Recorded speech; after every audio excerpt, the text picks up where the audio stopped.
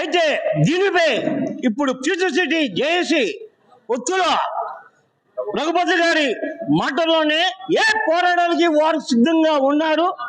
ఈ యొక్క మహేశ్వర మండలంలోని 33 గ్రామాలు ఫ్యూచర్ సిటీలో ఎలా విలీనం చేస్తారు అన్న మాటలని ఆయన ఒక మాటలోనే మనం అడిగి తెలుసుకుందాం. అన్న నమస్తే అన్న, చెప్పండి. త్వరలో జేఏసీ ఆధ్వర్యంలో మహేశ్వరం మండలంలో అన్ని గ్రామాల ఆయా రాజకీయ పార్టీల నాయకులతో సమావేశమై ఫ్యూచర్ సిటీ భారత్ ఫ్యూచర్ సిటీలో మహేశ్వరంలో ఉన్నటువంటి 30 గ్రామాలను కూడా విలీనం చేయాలి. ఎక్కడైతే సమస్యలు ఉత్పన్నమవుతున్నాయో ఆ సమస్యలను కొంచెం విశ్లేషించుకొని త్వరలో ఒక ఉద్యమ కార్యాచరణకు శ్రీకారం చుట్టడానికి సిద్ధమవుతుంది. అయితే ఇప్పుడు ప్రజెంట్ వినతి పత్రాలు అవి ఇచ్చారు. అసలు పోరాటం అంటే ఏంటి వాళ్ళు? అంటే ఇప్పుడు ఏదైనా పని చేయాలంటే ఒకటి ప్రేమతో చేయాలి, లేకపోతే భయంతో చేయాలి. ఈ రెండిట్లో ఏ మార్గాన్ని మీరు ఎన్నుకుంటారు?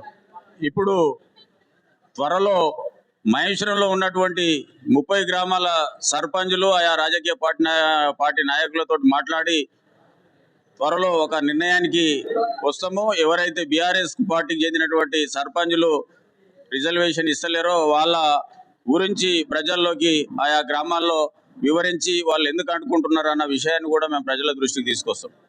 Thank you. అలాగే మన ఫ్యూచర్ సిటీ గౌరవ అధ్యక్షుడు కర్ణాటక మనోహర్ గారు కూడా మాటల్లోని ఆయన ఏం చెప్తారో మనం విందాం. మేము చెప్పేది ఒక్కటే సార్, మా మహేశ్వరం మండలాన్ని మొత్తాన్ని ఫ్యూచర్ సిటీలో కలపాలి. ప్రపంచ దేశాల దిగ్గజాలు మొత్తము మహేశ్వరం కాన్స్టిట్యుయెన్సీ దిక్కు, మహేశ్వరం మండలం దిక్కు, భారత్ ఫ్యూచర్ సిటీ దిక్కు చూస్తూ ఉన్నాయి. ఇంత భారీ ప్రణాళికను మన ప్రాంతానికి తెచ్చినందుకు మన అదృష్టవంతులం. కానీ కొంతమంది దాన్ని అడ్డుకుంటున్నారు. పద్ధతి కాదు. ఎందుకంటే భవిష్యత్తు నగరండి. ఇప్పుడు రేపు పొద్దుగా నేను చేస్తా, నువ్వు చేస్తా, అది కాదు. మన బిడ్డల కోసం, మన మనమల కోసం, మన మనమరాళ్ళ కోసం, మన ఒక్క విద్యార్థుల కోసం, నా బడుగు బలహీన వర్గాల కోసం, అందరి కోసం ఈ యొక్క ప్రణాళికను కావాలని మాకు ఏ పార్టీలతో అవసరం లేదు.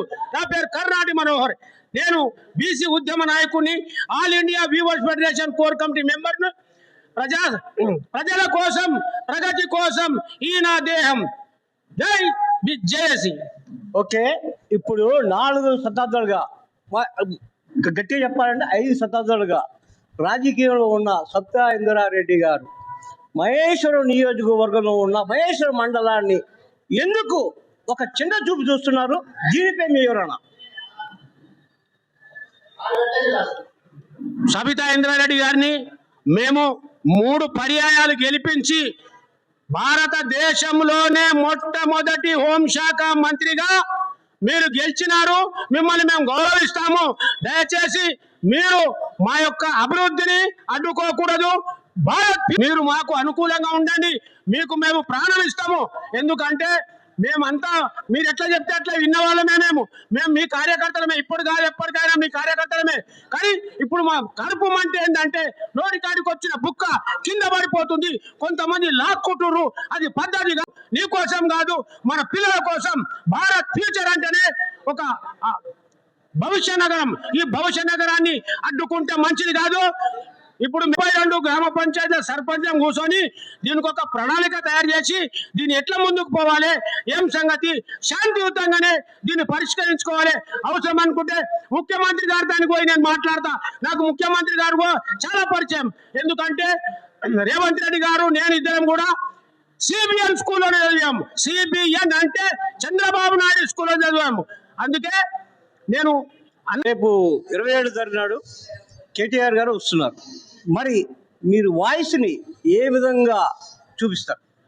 మేము వాయిస్ ఏం చూపించమండి. మేము నిరసన ప్రకటిస్తాం అంతే. మేమేం కొట్లానికి పోయేది లేదు, పంచాయతీ చేయడానికి పోయలేదు. ఒక నల్ల జెండాలు పట్టుకొని నిరసన అంతే. మీరు మాకు అనుకూలమా వ్యతిరేకమా? Okay bye. ఫ్యూచర్ సిటీ వద్దంటున్నారు కదా, వద్దంటే దానికి ఏంది? ఫ్యూచర్ సిటీ వద్దంటే మాకేమన్నా నష్టం జరుగుతుందా, లాభం జరుగుతుంది? నష్టం జరిగితే మీరు వివరంగా చెప్పండి. ఇట్లనే విలేకరులకు ఒక మీడియా పాయింట్ పెట్టండి. అరే నాయన ఫ్యూచర్ సిటీ వస్తే మనం అడక తింటాం రాను, లేకపోతే మనం పిచ్చగాలం అవుతామను. మాకేమనిపిస్తుంది అంటే ఫ్యూచర్ సిటీ వస్తే కూడా మాతాన కూడా 100 కోట్లకు ఎకరం అవుతుందని మేము డిమాండ్ చేస్తా ఉన్నాం. ఇది సంగతి. Thank you. ఇది సంగతి. ఇప్పుడు మా యొక్క పిల్లల భవిష్యత్తు కోసం, భావి భరత భవిష్యత్తు కోసం మేము ఎన్ని త్యాగాలకైనా సరే మేము సిద్ధంగా ఉన్నాము. ఈ పోరాటంలో అవసరమైతే మా ప్రాణాలైనా సరే అర్పించడానికి సిద్ధంగా ఉన్నామనేసి వారు చెప్పడం జరిగింది. రంగారెడ్డి డిస్ట్రిక్ట్ స్టాఫ్ రిపోర్టర్ మీసాల శ్రీనివాసరావు, A1 TV.